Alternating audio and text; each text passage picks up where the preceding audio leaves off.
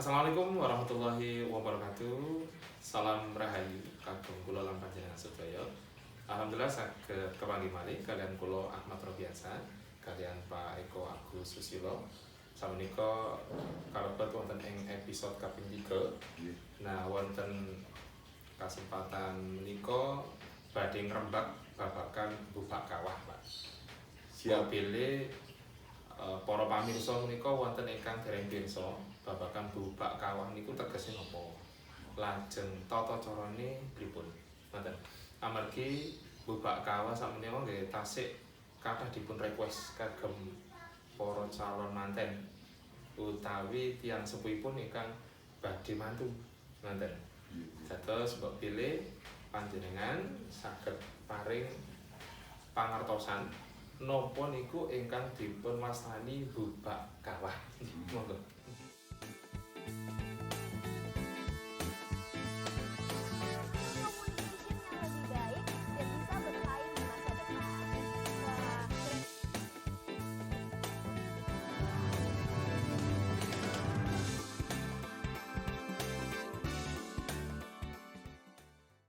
Nggih, matur nuwun Mas Robi di para pamirsa wonten ing pundi kemawon. Kita ngagem bahasa campur. Nggih. Wah, Kersane mungkin saged dimangertosi oleh orang banyak. Termasuk yang tidak begitu bisa bahasa Jawa. Siap. Atau bahkan yang tidak bisa bahasa Jawa sama sekali. Jadi, monggo. Nggih, bubak kawah para pemirsa sekalian bahwa adalah salah satu bagian dari prosesi adat pengantin Jawa. Jadi pengantin Jawa itu ada sebuah rangkaian ya. Itu salah satu bagiannya adalah bubak kawah. Yang mana plot tempat pelaksanaannya adalah setelah acara temu itu selesai, baru bubak kawah. Setelah acara temu Selesai. Terus ini nyambung Pak ya? Yeah. Setelah acara temu langsung bubak gitu. Bubak ya. Kalau misalkan ada yang request setelah akad, jadi karena mungkin begini, akadnya kan pagi. Jam 8 atau jam 9 akad, kemudian yang punya hajat itu ngersakaken langsung bubak. Nah, mungkin panggihipun tabus tunggal atau jam 1 siang. Iya. Ngoten terus pundi? Pareng napa mboten? Pada prinsipnya bisa. Yang penting sudah akad. Sudah akad ya. gitu. Cuman karena dengan pertimbangan bahwa rangkaian puncak acara prosesi manten itu gongnya adalah dipanggil pengantin. Kalau dibilang tata urut itu apa ya? Point of interestnya. Bahkan orang itu menganggap panggil temanten itu adalah resepsinya. Nah, iya. Maka penempatannya adalah setelah panggil. Yang Tapi kalau tepat. ya tata urutnya kalau menurut Pakem begitu. Pertanyaannya apakah boleh? Boleh. Nanti kita akan jawab ya. Tapi yang pasti begini. Beberapa nilai plusnya kalau dilakukan setelah panggil itu juga ada nilai-nilai entertain yang orang mungkin ngakak kedua. Yang mana saya boleh katakan bahwa bubak itu tidak ada sangkut paut hubungan sampai dengan urusan klenik, perdanyangan, hal yang berkaitan dengan yang tidak jelas enggak ada. Semuanya mengandung unsur psikologi pendidikan. Sangat mendidik kepada khususnya mempelai berdua juga orang tuanya berdua seperti itu. Jadi dari pengertiannya sendiri bubak itu apa? Bubak kawah. Ya, bubak itu ada yang mengatakan buka kawah. Bubak. Karena ada sebuah nilai pembelajaran. Memang nanti adegannya itu diawali membuka sebuah tutupan kendogo, yang mana itu merupakan satu bukan sekedar membuka gendogo yang namanya gendogo kencana adalah gendogo mulya itu atau cupu manik Astagina dan cupu manik Mondoliko itu, tapi lebih pada membuka wawasan. Ada sebuah pesan-pesan moral, pesan-pesan spiritual yang dilakukan oleh si Jawa atau budaya Jawa. Iya. Seperti itu. Bahkan di dalamnya itu saya pernah lihat bahwa prosesi bubak kawah termasuk MC itu menarasikan perjalanan hidup manusia dari awal dilahirkan sampai meninggal. Ada persis. Betul ya? Iya, karena itu apa? nilai filosofi dan pendidikannya di sana. Jadi sebenarnya tekanannya adalah memberikan sebuah apresiasi dan membuka wawasan kepada semua orang, termasuk utamanya mempelai berdua bahwa eh, ngentas anak, membuat anak itu menjadi apa ya, sampai ke pelaminan, itu namanya ngentas anak ya. Itu tidak mudah, prosesnya panjang. Sementara menantu itu tahunya kan ketika dia sudah dewasa, sudah sukses bekerja, atau minimal ketika masih dalam proses studi bersama, mereka pacaran di kampus atau di SMA, tahunya kan gede. Ketika si perempuan ini masih kecil, dulu kecilnya sering sakit-sakitan, bodi setengah mati, nakal, dan sekarang menjadi orang baik, sukses, cantik, berpendidikan, berkarir bahkan, itu kan sekarang prosesnya sejak kecil, sekolah PAUD, SD, SMP, SMA, dan sampai akhir sekolahnya, sampai bekerja itu kan jarang calon suami atau suami yang baru. Inilah yang bukan berarti mau menunjuk-nunjukkan ini loh jerih payah orang tua itu luar biasa, bukan, tapi justru cerita ini ketika disanggit dalam sebuah cerita Buba itu akan menjadi sebuah martir. Oh ternyata perjuangan mertuaku itu tidak sederhana untuk mentas ini. Berarti apa ini diserahkan pada saya untuk dinikahi ini berarti memang betul-betul amanah. Bahkan dalam sebuah dalil apa ya, ridhonya Tuhan itu sangat tergantung ridhonya kedua orang tua. Ini kan sebenarnya kalau diurai ya Buba itu. Kalau cuma dalil hukum ayat atau usul fikihnya saja ya begitu, tapi pengejawatan dalam sebuah kehidupan supaya orang itu masuk pesan-pesan pendidikan dan moralnya itu ya diuraikan dalam bentuk adegan Buba Kala, sehingga ada nilai psikologi pendidikan di sana. Nah, seperti itu. Supaya menantu juga anak ini tetap menghormati orang tua. Oh, ternyata orang tuaku itu perjuangannya luar biasa, bisa mengentas aku sampai di titik ini. Nah, seperti itu. Jadi siapa saja Pak yang melakukan prosesi Buba Kala ini untuk manten yang seperti apa? Oke, sebenarnya Buba Kala itu utamanya adalah untuk anak yang semua anak, barep, uragil, tengah itu di antara ragil dan barep itu ada. Itu khusus perempuan atau laki-laki juga? Laki-laki boleh, tapi umumnya di Jawa itu perempuan. Ya, karena anak pertama, kedua atau ketiga ini. Iya, semuanya ada Bubanya, cuma namanya beda-beda. Karena budaya Jawa itu adalah patrilineal, bahwa karena ini linear juga dengan kalau di Islam lelaki meminang perempuan itu sepenuhnya perempuan itu menjadi milik laki-laki. Tapi laki-laki menikah dengan siapapun, dengan perempuan maksud saya, tetap menjadi milik ibunya. Usul pikirnya begitu. Nah, maka ini mewarnai budaya Jawa yang patrilineal. Nah, maka dari itu yang dibubak itu perempuan disaksikan suaminya ketika mau dipinang oleh laki-laki. Nah, budaya Jawa yang patrilineal itu membuat Buba Kala itu umumnya di tempat perempuan. Pertanyaannya adalah, apakah laki-laki boleh dibubak? Boleh, karena bubak selain itu wawasan menantu juga wawasan si anak. Ya. Tapi memang umumnya perempuan. Bahkan untuk acara panggil temanten kan juga di perempuan. Kalau acara bubaknya ini setelah panggil temanten ya berarti memang di perempuan gitu ya. Kembali ke patrilineal tadi. Berarti ada perbedaan Pak ya untuk yang bubak anak pertama, anak bareng, anak di tengah-tengah sama ragil atau terakhir. Ya. Secara nama, yang anak pertama namanya Tumpak Punzen. Anak pertama namanya Tumpak Punzen. Tegesipun. Tumpak Punzen itu artinya adalah prosesi buka untuk anak pertama, ini istilah saja. Anak terakhir Tumplak Punzen. Tumplak itu ya. Tumplak. Ya, sudah terakhir. Yang tengah namanya Rujak Degan. Rujak Degan. Yang tengah. Tentu konsekuensinya perbedaan nama ini untuk Tumpak Punzen dan Tumplak Punzen itu sajen atau ukur apinya sama. Ukur apinya sama. Yang Rujak Degan berbeda atau lebih sederhana. Berkaitan dengan ubor ampe. Berarti kalau untuk yang anak pertama tadi ubor ampenya seperti apa Pak? Ubor ampenya kalau kita konsepnya Mataraman itu yang pertama ada gendok, jumlahnya 2. Gendok itu disebut Gendoko Kencono, Gendoko Mulyo, Cupu Manik Mondoliko, Cupu Manik Asogino. Nah, gendok ini kemudian disindur ditali atau dibungkus dengan kain warna merah dan putih. Putih simbol benihnya Bapak, merah benihnya Ibu. Di dalamnya gendok isinya adalah polo pendem, polo kasimpar, polo gumandul. Seluruh hasil bumi yang di dalam tanah namanya polo pendem itu bisa mewakili polo pendem. Kemudian hasil bumi yang menjalar, merambat itu mewakili yang polo kasimpar.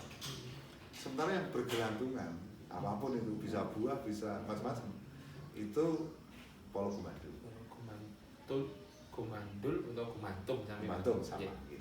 Nah, kenapa kok kemudian menggunakan kependem kasimpar gumandul? Karena orang Jawa itu menurut adat tradisi lokal Jenuinya itu bisa umur panjang kalau memakan makanan-makanan. Maka ada simbol loro blonyo. Oh ini, oh iya. Ada kaitannya. Ini apa ini Pak? Patung apa ini Pak? Loro blonyo. Loro apa roro? Ada yang loro sama loro blonyo. Kenapa blonyo? Karena sebenarnya ini konsepnya mengkilap itu. Ini kan dari kesuburan, Dewi Sri. Dewi, simbol dari Dewi kesuburan. Iya, kalau perempuan juga misalnya bentuknya Sinomperdopo montok. Ini kan laki-laki juga gagah kayak Mas Robi gitu. Seperti ini. Ini adalah simbol mereka yang sudah siap menanam benih. Dan yang mereka simbolisasikan adalah ya tadi polo pendem, polo kasimpar, polo gumandul. Karena ketiga polo-polan itu akan menjadi, kalau dimakan itu akan menjadi bahan benih mereka. Laki-laki itu menjadi sperma, kalau perempuan menjadi ovum. Nah, seperti itu. Sehingga simbolnya putih dan merah, tangsulnya kayak tadi. Itu. Kemudian ubur ampil lainnya adalah degan. Degan itu supaya bisa. Degannya itu masuk itu Pak? Degan hijau itu dipagas bawahnya sama atasnya supaya bisa duduk dan penampilannya cantik. Di atasnya tuh dari kasih tolak bala supaya menghasilkan benih bibit yang nanti ketika lahir seorang anak itu unggul. Tolak balanya seperti apa? Tolak balanya itu ini lombok merah besar, lombok besar yang warna merah. Ditaruh di atasnya. Ya, ya, sama ular-ularan yang dianyam. Biasanya diambilkan dari kembar mayang. Makanya selesai temu baru itu dimanfaatkan juga untuk sajinya. Dipotong lagi. Itu posisi degannya itu sudah dipangkas itu, maksudnya sudah dibuka gitu atau masih? Ini masih hijau karena harus ada hijau filosofinya ya. Terus ini dipagas atasnya ini seperti orang jual sergan. Bawahnya ini juga dipagas hanya untuk bisa duduk begini. Nah, terus ketika atas dipagas ini masih hijau. Nanti mudah ditancapin oleh pagas. Untuk nolak balaknya itu ditancapin itu? Tancapan sini. Jadi lombok merah kasih tusuk gigi, ujung ke atas kena lombok, bawahnya mancep di sini. Gitu. Kalau ada jumlah tertentu Pak? Dua. Yang menggambarkan laki-laki perempuan. Yang ini lombok merah dua, udah. Gitu. Itu aja cuma isinya ini. Tegan isunya dua, mewakili laki-laki perempuan juga dua. Nah, seperti itu. Nah, hijau itu nanti dalam janturan tetap dipertahankan karena tegane kampil hijau, bejane sing dibuju. Ini di literatur cuma berhenti begitu, tetapi saya mencoba mencari literasi lain, termasuk folklore, cerita rakyat. Itu ada kaitannya dengan mimpi Ki Ageng Selo yang termasuk bisa memegang petir di Lelagan Selo, Jawa Tengah sana.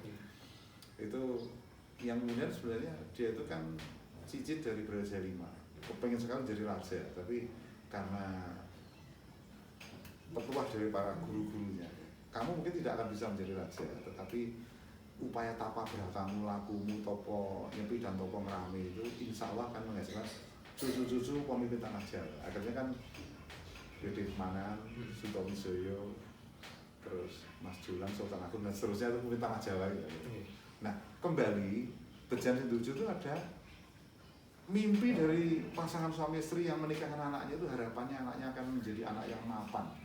Tegani Kambuju, Bejane Sinduju, ini ada sisi wahyu kalau anulat, meniru konsepnya Kakang Selo kan Wahyu Keprabon.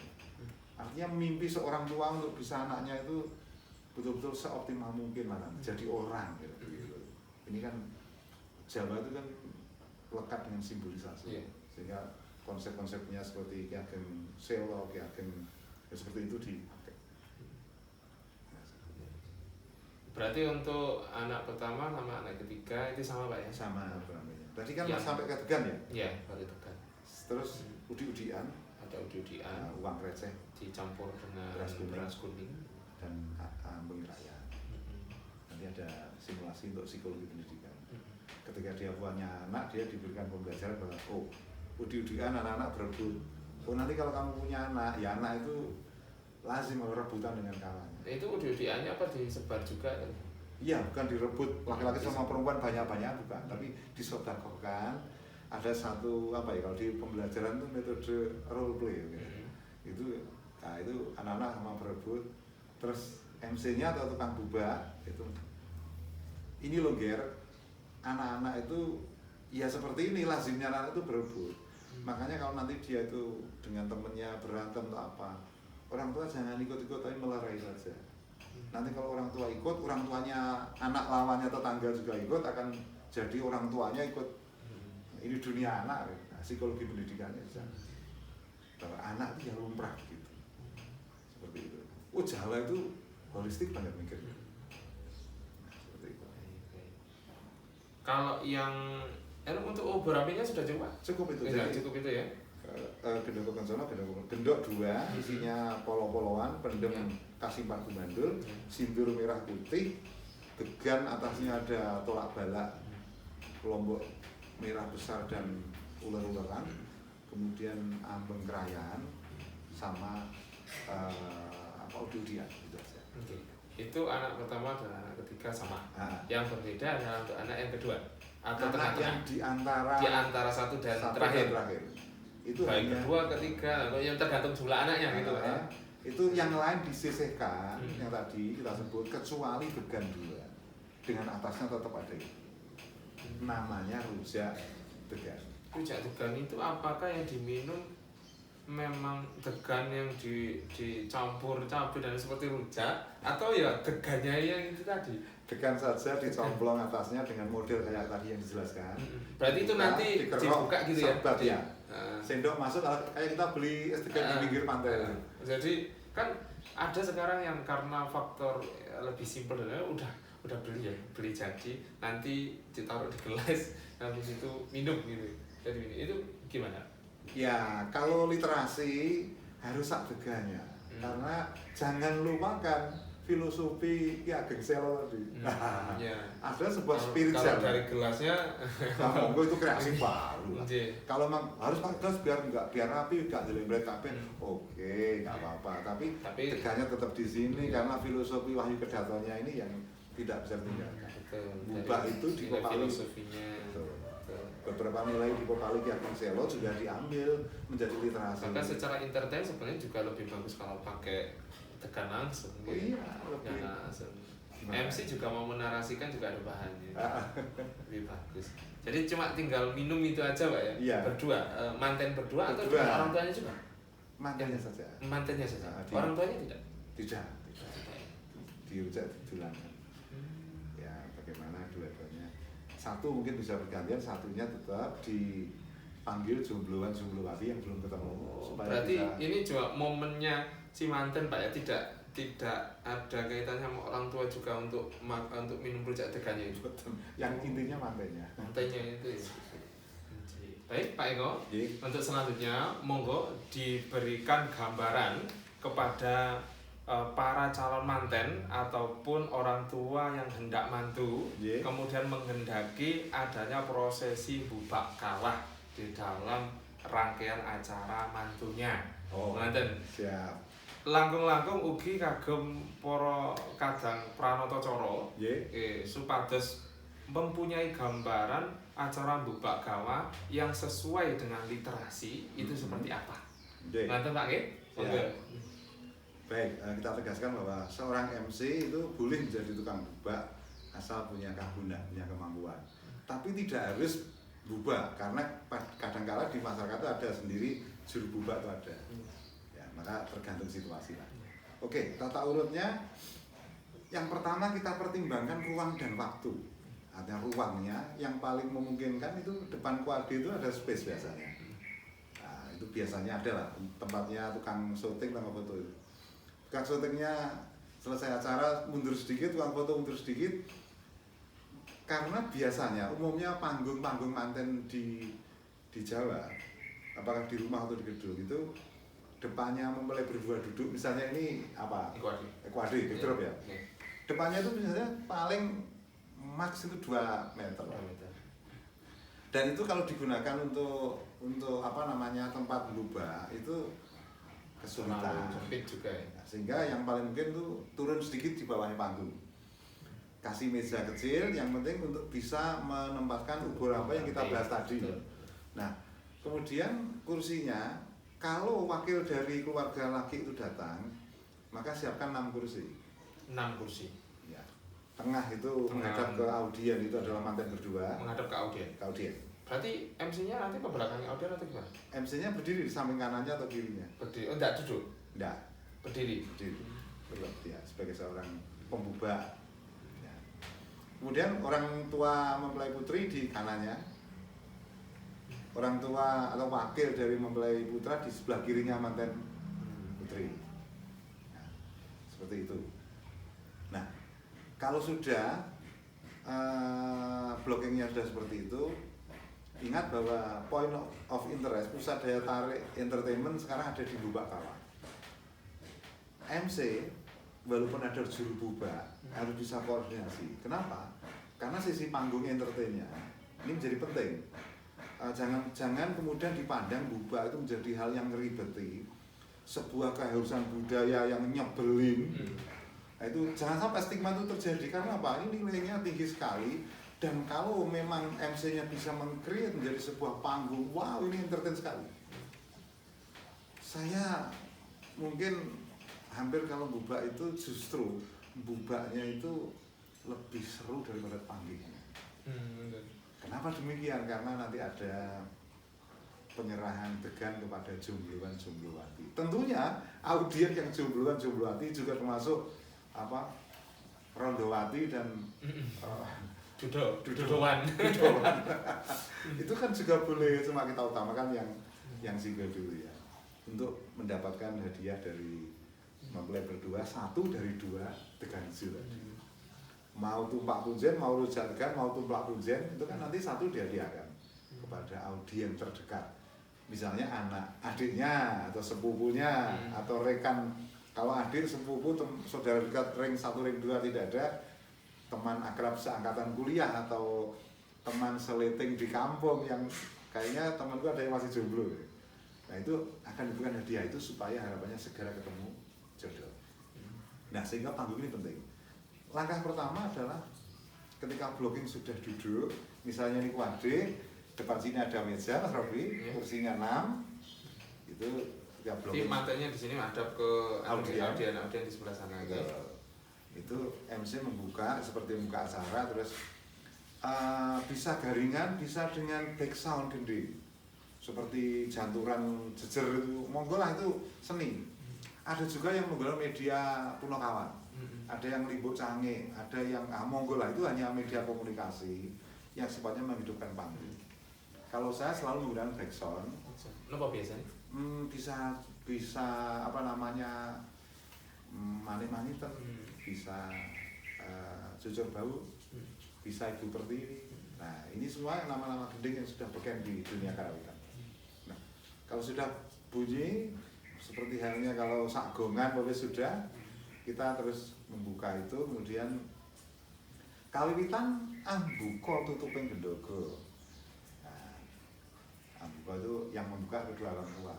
Monggo kanturan panjenenganipun ingkang hamung gugati Romo, disilakan kepada bapak yang punya hajat, bapak siapa dan ibu siapa, untuk membuka tutupnya gendogo. Gendok tadi. Nah, sambung kalau sudah yang hamung gugati ini nggak isinya gendogo, yang sindurnya merah dilihat oleh ibu, yang putih dilihat oleh bapak. Nah, Kalau sudah, kita jelaskan. Duk purwakaning carika duk nalika samanten. Diceritakan Itu sambil melihat, sambil buka atau sudah selesai? Sudah, terus duduk lagi, terus MC atau pembuka menjantul. Duk nalika semanten, kalau bahasa Indonesianya diceritakan tatkala itu, misalnya Pak Suprapto dengan Bu Suprapti berjodoh, ketemu. Sejarahnya sebelumnya nggak perlu ceritakan, berjodoh terus dinikahkan di tanggal berapa, bulan berapa, tahun berapa. Misalnya tanggal 1 bulan 8 tahun 1995. Berarti sekarang anaknya usia 22 tahun. Nah itu dia nanti sama itu ketemu jodoh, nurwangin garwo. Tanggal kan sudah, dinten gumantos dinten, hari berganti hari, bulan berganti bulan, Ibu Suprapti Anggarbini apa Bogor.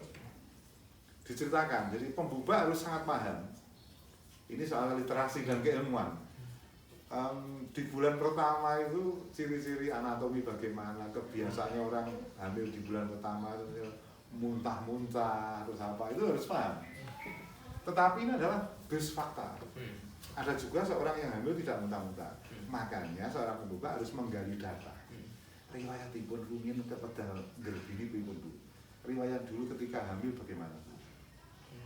Nyidamnya apa? Di bulan berapa? Gejala awalnya apa? Pakai muntah atau tidak? Atau kadang-kadang orang yang hamil pertama itu macam-macam kan? Ada yang pengen dipeluk suaminya aja. Ada yang kalau suaminya Mas Rofi dulu ngebut itu gimana?